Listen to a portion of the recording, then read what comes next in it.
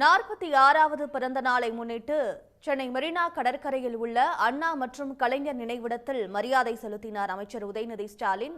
அந்த காட்சிகளை பார்க்கலாம்.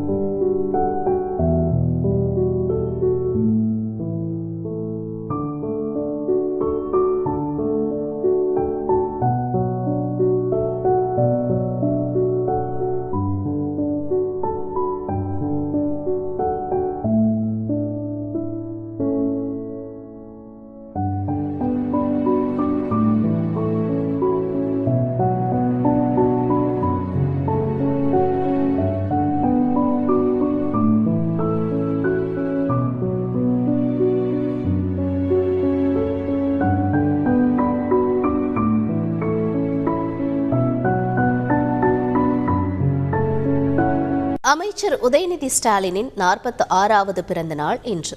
அமைச்சராக பொறுப்பேற்ற பின் கொண்டாடப்படும் முதல் பிறந்த நாள் இது.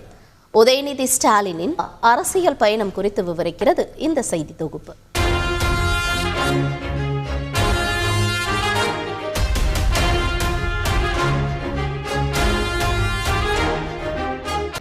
ஆண்டு நடைபெற்ற நாடாளுமன்ற தேர்தலில் திமுக கூட்டணி கட்சி வேட்பாளர்களை ஆதரித்து தமிழகம் முழுவதும் பிரச்சாரம் செய்தார். உதயநிதியின் கலகலப்பான பேச்சு, நையாண்டியாக செய்த விமர்சனம் பலரையும் கவர்ந்தது. கருணாநிதியின் பேரன், ஸ்டாலின் மகன் என்பதையும் தாண்டி உதயநிதியை பார்க்க அப்போது கூட்டம் கூடியது.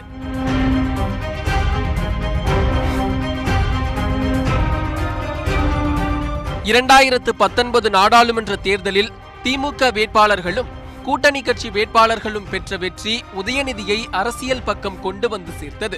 இதையடுத்து 2019 ஆண்டு ஜூலை 4ஆம் தேதி திமுகவின் இளைஞரணி செயலாளராக உதயநிதி ஸ்டாலின் நியமிக்கப்பட்டார். பின்னர் 2021 நடைபெற்ற சட்டசபை தேர்தலில் சேப்பாக்கம் திருவல்லிக்கேணி தொகுதியில் வேட்பாளராக உதயநிதி அறிவிக்கப்பட்டார். சேப்பாக்கம் மட்டுமல்லாது தமிழகம் முழுவதும் தேர்தல் பிரச்சாரம் செய்த அவர் மதுரை எய்ம்ஸ் விவகாரத்தில் செங்கலை காண்பித்து மேற்கொண்ட பிரச்சாரம் அனைவரையும் கவர்ந்தது.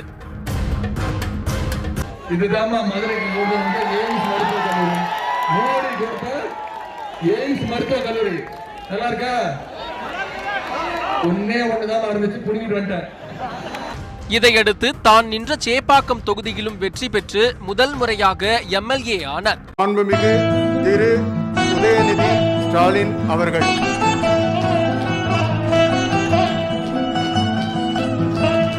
சட்டமன்ற பேரவையின் உறுப்பினராக தேர்ந்தெடுக்கப்பட்ட உதயநிதி ஸ்டாலின் நான் 10 ஆண்டுகளுக்கு பின் திமுக ஆட்சிக்கு வந்தபோது உதயநிதி ஸ்டாலின் அமைச்சர் ஆவார் என்று பேசப்பட்ட நிலையில் அவர் அமைச்சராக நியமிக்கப்படவில்லை. ஆட்சி பொறுப்பேற்று சுமார் 1.5 வருடங்களுக்கு பின் கடந்த வருடம் டிசம்பர் 14ஆம் தேதி முதல் முறையாக இளைஞர் நலன் மற்றும் விளையாட்டு மேம்பாட்டுத்துறை சிறப்பு திட்ட செயலாக்கத்துறை அமைச்சராக பதவியேற்றார் உதயநிதி ஸ்டாலின். சனாதனம் குறித்த கருத்தால் இந்தியா முழுவதும் பரபரப்பாக பேசப்பட்டவர் அமைச்சர் உதயநிதி ஸ்டாலின். தனது துறையான விளையாட்டுத் துறையில் சர்வதேச போட்டிகளை சென்னையில் நடத்தி சாதனை படைத்ததோடு பல அதிரடி மாற்றங்களையும் செய்து வருகிறார்.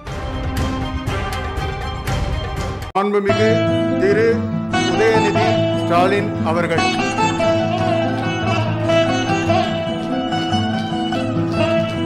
சட்டமன்ற பேரவையின் உறுப்பினராக தேர்ந்தெடுக்கப்பட்ட உதயநிதி ஸ்டாலின் நான் சட்ட முறைப்படி நிறுவப்பட்டுள்ள இந்திய அரசமைப்பு சட்டத்தில் உண்மையான நம்பிக்கையும் பற்றுறுதியும் கொண்டிருப்பேன் என்றும் இந்திய நாட்டின் இறையாண்மையையும் ஒருமைப்பாட்டையும் நிலைநிறுத்துவேன் என்றும் நான் மேற்கொண்டிருக்கும் கடமையை நேர்மையுடன் நிறைவேற்றுவேன் என்றும் உளமாற உறுதி கூறுகிறேன்.